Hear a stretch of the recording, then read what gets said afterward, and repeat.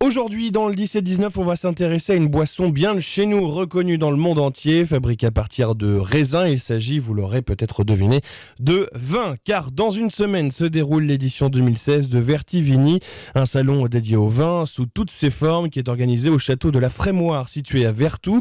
Pour nous en parler, nous sommes en compagnie de son fondateur, Romain Maillet, qui est également à l'initiative de l'association Vertivin. Bonsoir. Bonsoir à toutes et à tous. Merci d'avoir répondu à l'invitation de Sun. Alors, est-ce qu'on peut d'abord revenir sur l'association que vous avez fondée ?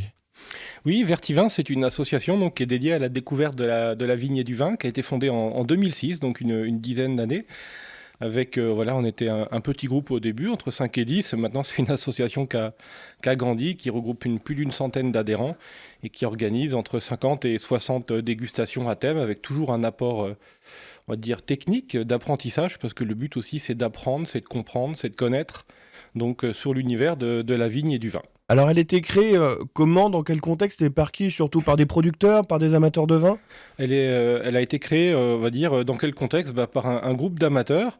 Certains sont aussi issus, on va dire, professionnels de la filière, mais pas tous. Il y a des amateurs éclairés.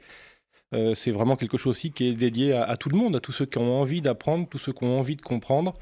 Et c'est aussi un peu notre philosophie, c'est d'être dans cette logique d'apprentissage. On n'est pas là pour dire ce qu'est le bon goût, on est là pour donner aux gens les armes pour se forger leur propre opinion. Alors, quelles sont les différentes actions que vous proposez, que vous menez tout au long de l'année ? Notre principale activité, tout simplement, c'est d'organiser un certain nombre de thématiques de dégustation. On a différents types de groupes. On a des groupes dédiés à un apprentissage de la vigne et du vin, donc sur des thèmes, on va dire, qui sont un peu cycliques tous les ans. C'est le goût, les odeurs, la géographie des zones viticoles, par exemple. Et puis on a des groupes qui sont plutôt, par exemple, un groupe dédié vraiment à la découverte de nouvelles appellations, de nouvelles régions, de nouveaux pays. Un groupe plutôt dédié à des thèmes transversaux techniques sur l'expression d'un cépage dans le monde, une technique, par exemple, ou des choses comme ça. On a un groupe dédié à la découverte exclusivement du muscadet, parce qu'on est vraiment très fiers de notre région et on est convaincu qu'il faut faire découvrir la diversité, la richesse de notre vignoble. Et on a un groupe depuis cette année aussi dédié un peu à la découverte d'Accords Mévin. Alors 2016 prend une saveur particulière cette année, sans mauvais jeu de mots. Du coup, puisque vous fêtez vos 10 ans, et du coup, est-ce qu'il y aura des actions particulières, des événements fêter un anniversaire, je ne sais pas. Oh, je pense que voilà, on fêtera ça bien sûr d'une manière ou d'une autre. Le salon Vertivinis est déjà finalement un événement assez important pour nous, qu'on développe depuis maintenant 4 ans, qui a commencé avec une douzaine de vignerons et qui en réunit maintenant une vingtaine, avec vraiment une sélection de vignerons qui nous plaisent, de jeunes talents, parce qu'on est aussi sur cette orientation de faire découvrir un petit peu des futurs talents, des gens dont on va de plus en plus parler dans les vignobles d'ici et d'un peu plus loin en France. Est-ce qu'aujourd'hui la dégustation de vin est accessible à tous ? La dégustation, elle est accessible à tous, du moment d'abord que vous êtes adulte, évidemment, d'être bien sûr responsable, parce qu'on est bien dans la dégustation, on n'est pas dans la consommation. Voilà, c'est une approche un peu différente. Elle est accessible à tous du moment qu'on a envie de comprendre, envie de découvrir, qu'il faut une certaine ouverture d'esprit, une certaine humilité.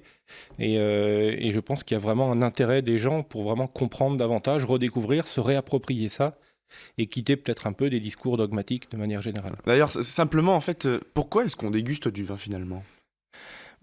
Je pense que les gens dégustent parce que il y a du plaisir, parce qu'il y a une diversité, il y a vraiment beaucoup de choses à comprendre. Souvent, quand on parle du vin ou du côté œnophile, on s'arrête jamais de comprendre. C'est-à-dire que même si on parle à un amateur qui a 60 ans ou plus, il va vous dire « mais j'en ai pas encore fait le tour » parce que il y a une diversité dans le monde qui est extraordinaire, en France aussi, même au sein même d'un vignoble, c'est parfois étonnant.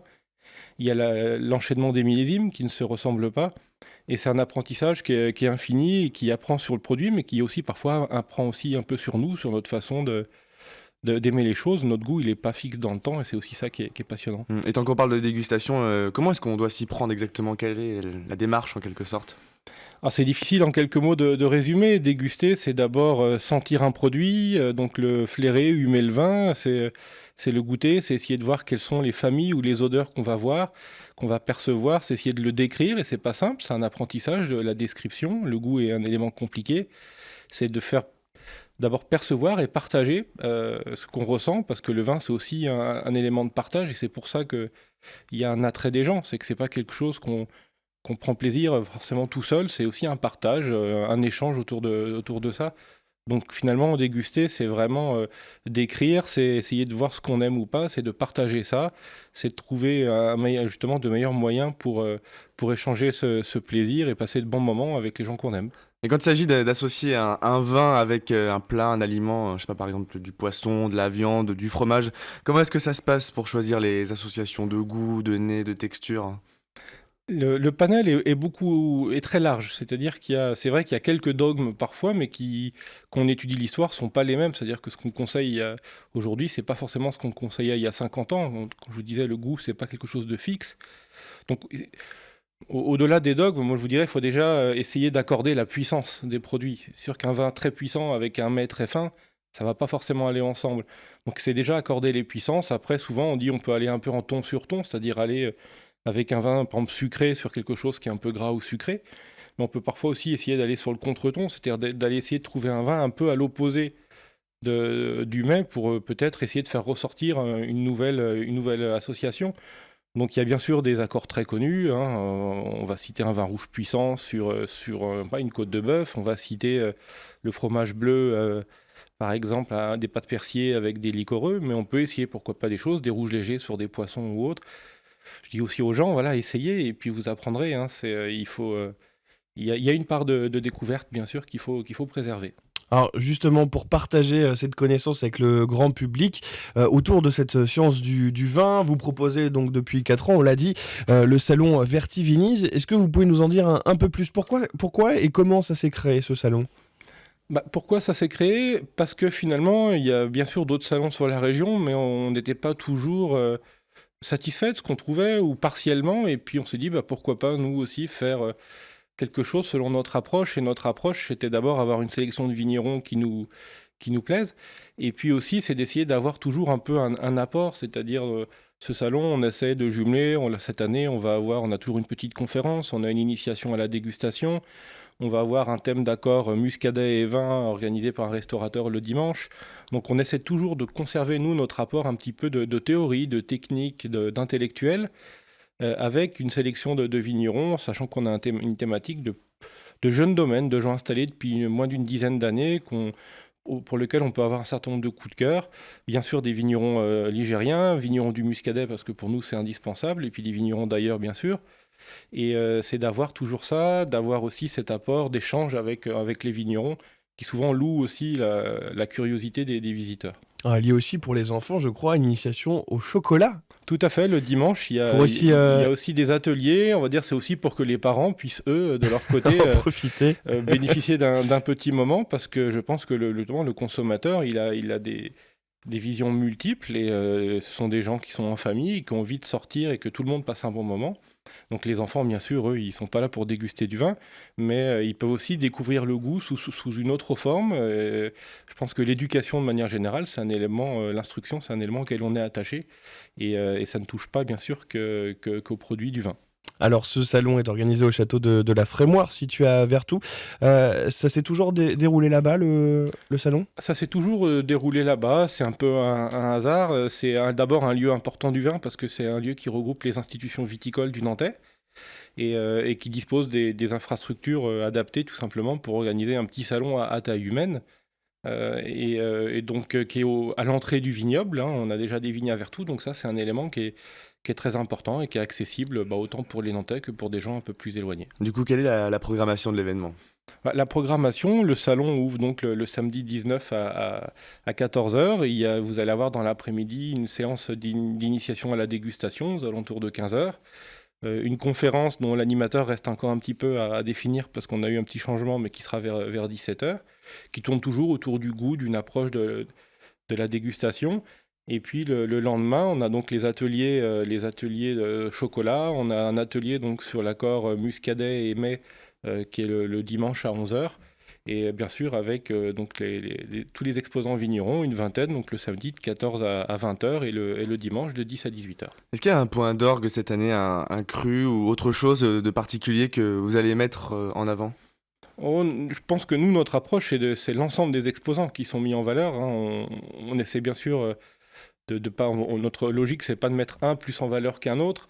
On est très orienté. Voilà, on a une vingtaine de vignerons. On a une productrice de cidre aussi, qui est quelqu'un de super intéressant. Et j'invite aussi les gens à découvrir vraiment la richesse des cidres qui peut exister.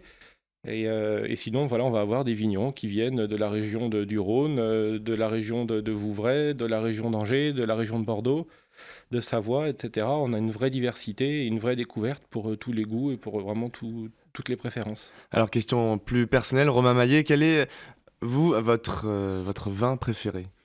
Ah là, vous me posez une colle parce que je vais vraiment avoir du mal à choisir. Par chauvinisme, on va dire, sachant que je ne suis pas de la région, mais j'y suis depuis un moment, c'est vrai que j'ai un amour particulier pour les muscadets, parce que c'est peut-être un vin qui est parfois mal aimé dans une tranche du public, qui a une richesse, une diversité, des capacités de garde phénoménales. Justement, le dimanche 20, on pourra sûrement goûter un muscadet qui a une bonne vingtaine d'années, voire un peu plus. C'est des vraies trouvailles sympathiques lors des accords muscadet et vin. Donc j'ai j'ai une affection particulière pour les vins de la région. Et puis après, le monde du vin est tellement riche qu'on se lasse. Voilà, on n'a pas encore tout fait et j'aurais pas assez d'une vie pour tout Et goûter. on découvre toujours. On découvre toujours. Si on est curieux, si on rentre pas vraiment dans le dogme, dans vraiment une fermeture d'esprit, on peut découvrir sans cesse des nouvelles régions, des nouveaux vins, des nouveaux cépages, une nouvelle approche. Et c'est ça qui est vraiment aussi passionnant dans ce monde-là. Du coup, Vertivini, ça se passe les 19 et 20 mars prochains. Comment ça se déroule? Comment on fait pour venir? Il faut réserver à l'avance ou pas particulièrement? Non.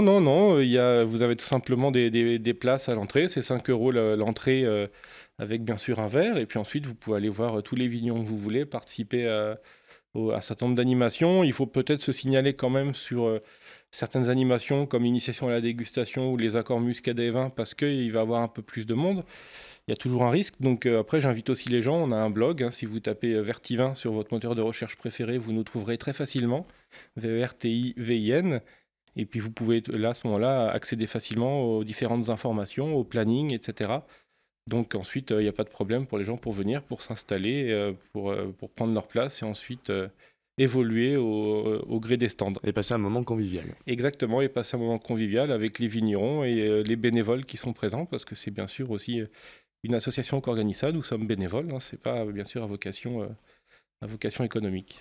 Et je vous rappelle bien sûr que nous, on vous offre des passes ce soir jusqu'à 18h50 au 02 40 13 32 12 de passes qui sont encore à gagner. Bien, merci beaucoup Romain Maillet d'être passé par notre studio. Je rappelle que vous êtes le fondateur de l'association Vertivin et du salon Vertivinise. L'édition 2016 se déroule le week-end prochain, les 19 et 20 mars au château de la Frémoire à Vertou. Et je rappelle bien sûr que l'abus d'alcool est dangereux pour la santé et qu'il faut en consommer avec modération.